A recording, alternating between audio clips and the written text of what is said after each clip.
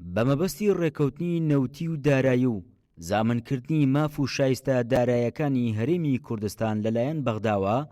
بڕیارە لەم هەفتەیەدا کۆبوونەوەکانی نێوان هەرێم و بەغدا دەست پێ بکەنەوە.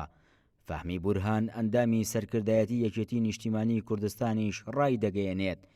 یەکێتی کاری جدی بۆ ئەم ڕێکەوتنە کردووە و لەگەڵ هەر ڕێکەوتنیەکە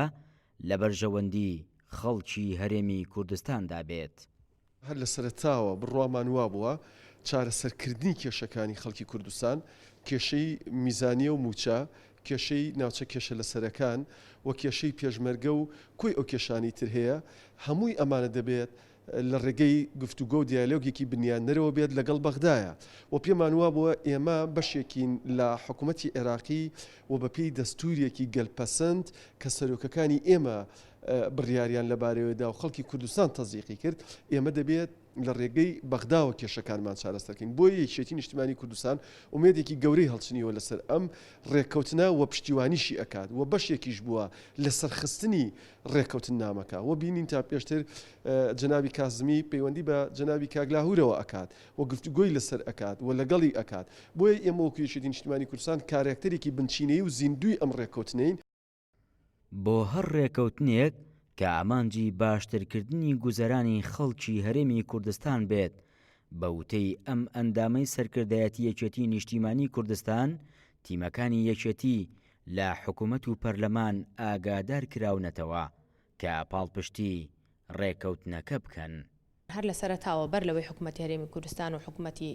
عێراق بگەنە لێ تێگەیشتنیش، یەکێتی نیشتیمانی کوردستان پێداگیری کردووە لەسەرەوەی کە پێویستە ڕێکەوتن لە نێوان حکوومەتی فیدراڵ و حکوومەتی هەرێمی کوردستاندا بکرێت، چونکە بارودۆخ و ژیان و گوزەرانی خەڵک بەڕاستی بەڕادەیەک خراپە کە چیتر ئەوە هەڵناگرێ لەسەر هەندێ بابەت مەسەلەی ڕێکەوتن دوا بخرێەوە. خودی هاوسەرۆکانی یەکێتی و سەرکردایەتی و مەکتەبی سیاسی یەکێتی پێداگریان کردووە و ئەو پەیامەشیان بە تیمی خۆیان لە حکوومەت ڕاگەیاندووە هەموو هەوڵێک چڕ بکەنەوە بۆ مەسەلەی ڕێکەوتنی نێوان حکوومەتی هەرێم و حکوومەتی فیدراڵ، چونکە بەداخەوە بینین ئەو تا لە ماوەی ساڵی 2020 هەموو هاوڵاتی ئەم هەرێمە کە ئێستا لە پرۆسەی دابەشکردنی موچەیان موچەی 3 مانگ وەرەگرێ.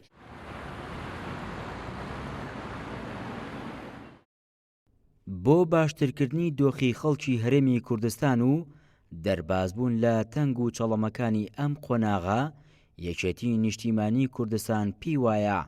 ڕێکەوتن لەگەڵ بەغدا باشترین چارەسەرە. بە وتەی ئەندامانی سەرکردایەتی یەکێتی نیشتیمانی کوردستانیش